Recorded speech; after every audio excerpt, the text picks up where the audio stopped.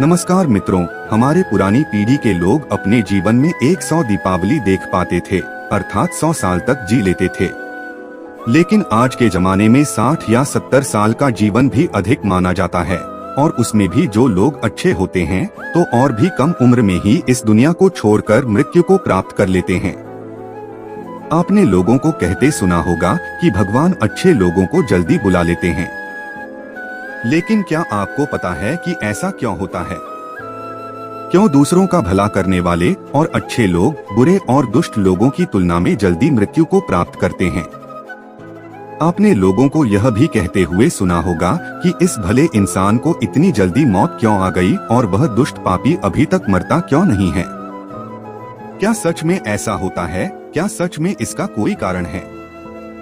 अनेक ग्रंथों में इसके बारे में बताया गया है। आज की इसमें हम इन्हीं आधारों के माध्यम से इस प्रश्न का उत्तर ढूंढने की कोशिश करेंगे। उससे पहले आप इस वीडियो को अपने दोस्तों को जरूर शेयर करें, क्योंकि ज्ञान और खुशियां बांटने से ही बढ़ती हैं। तो चलिए वीडियो शुरू करते हैं। जातस्य ही ध्रुवो मृत्युः, गीता में भगवान कहते हैं कि जिस व्यक्ति ने जन्म लिया है उसका मृत्यु अवश्य ही होगा। और हमारे सनातन धर्म में माना जाता है कि किसी व्यक्ति के जन्म से पहले ही यह तय हो जाता है कि उसका जन्म कहाँ होगा, उसके माता पिता कौन होंगे, उसका विवाह किसके साथ होगा। यहाँ तक कि ये भी तय होता है कि उसकी मृत्यु कहाँ और कब होगी।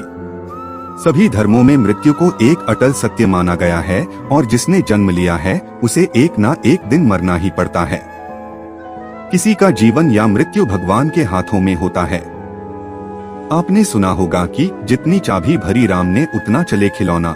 हम वो खिलौना हैं जिसकी चाबी भगवान के हाथों में होती है, और सभी चीज उनकी इच्छा से ही होती है।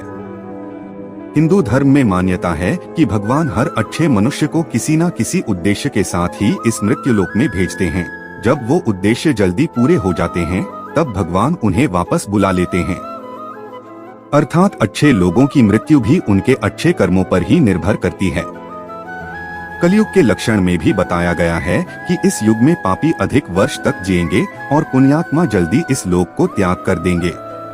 इसके अलावा आपको ये भी बता दूं कि जो लोग ये कहते हैं कि मरने के बाद इंसान खाली हाथ जाता है, उन्हें यह जान लेना चाहिए कि 3 चीजें ऐसी हैं जो मरने के बाद भी उसके साथ जाती हैं।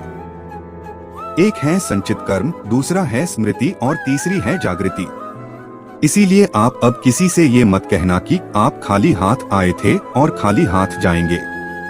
हमें कई बार लगता है कि कुछ भले लोग या हमारे परिजन थे जो भले थे, कभी किसी का बुरा नहीं किया था, कभी किसी को सताया नहीं था, फिर भी भगवान ने उनको अपने पास इतनी जल्दी क्यों बुला लिया।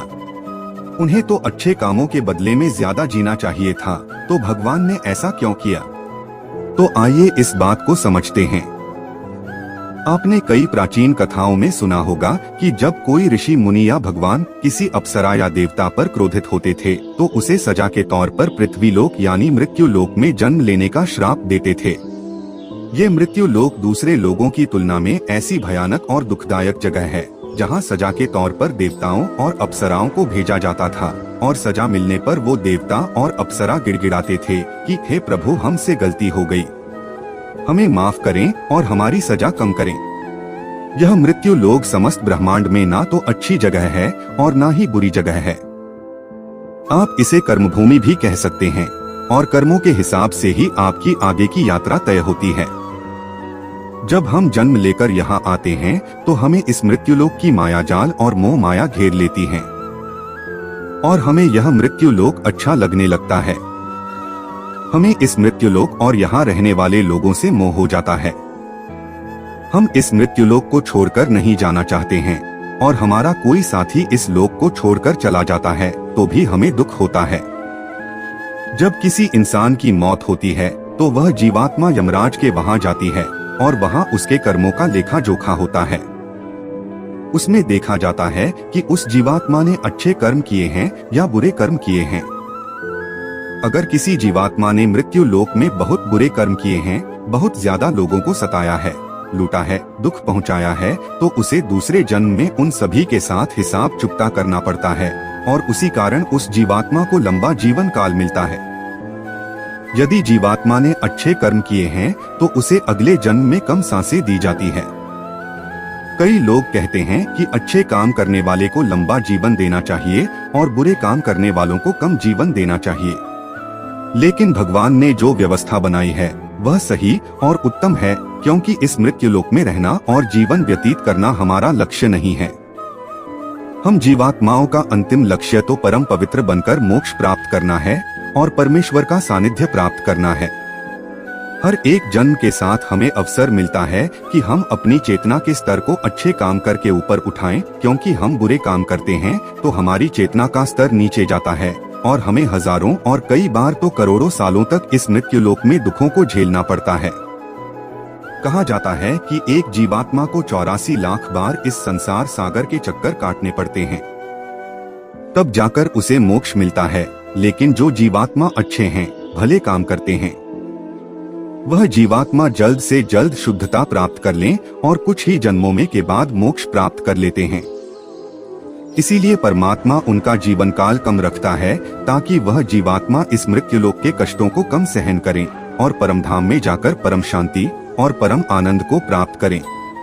और जिस जीवात्मा ने मृत्यु लोक में बुरे काम किए हैं, उसे इस मृत्यु लोक की यातनाओं को ज्यादा देर तक सहन करना पड़ता है और कई हजारों लाखों जन्म के बाद ही उसकी आत्मा पवित्र होती है, तब जाकर उसे परमधाम की प्राप्ति होती है। दूसरी बात यह है कि हमारा इस मृत्यु लोक में जन्म किसी न किसी उद्देश्य से होता है, और जब वह उद्देश्य पूरा हो जाता है तो भगवान हमें वापस बुला लेते हैं। ऐसा नहीं है कि सभी लंबा जीवन जीने वाले लोगों ने पूर्व जन्म में बुरे काम ही किए हो, लेकिन वह अभी जीवित है तो इसका मतलब यह है कि उनके जीवन का उद्देश्य अभी तक पूरा नहीं हुआ है। मित्रों, आप समझ गए होंगे कि अच्छे लोगों की मृत्यु जल्दी क्यों हो जाती है। तो हमारे जो भी प्रियजन थे और जिनकी मृत्यु जल्दी ही हो गई हो, वो एक पवित्र आत्मा थे और जितने दिनों तक हमें उनका सानिध्य प्राप्त हुआ वह हमारा सौभाग्य था। उनकी मृत्यु के बाद हमें प्रार्थना करनी चाहिए कि उनकी आत्मा जल्द से जल्द परमधाम को प्राप्त करें और परम शांति और परम आनंद को प्राप्त करे। यह जन्म मृत्यु का रहस्य कुछ ज्यादा ही गहरा होता है, जिसे देवता लोग भी नहीं समझ पाते हैं।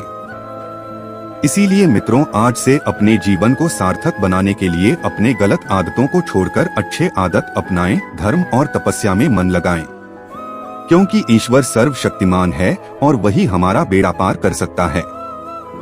तो मित्रों, आज की यह वीडियो आपको पसंद आई है तो वीडियो को शेयर जरूर करें, क्योंकि हमारा मकसद भी हमारे धर्म का प्रचार करना ही है।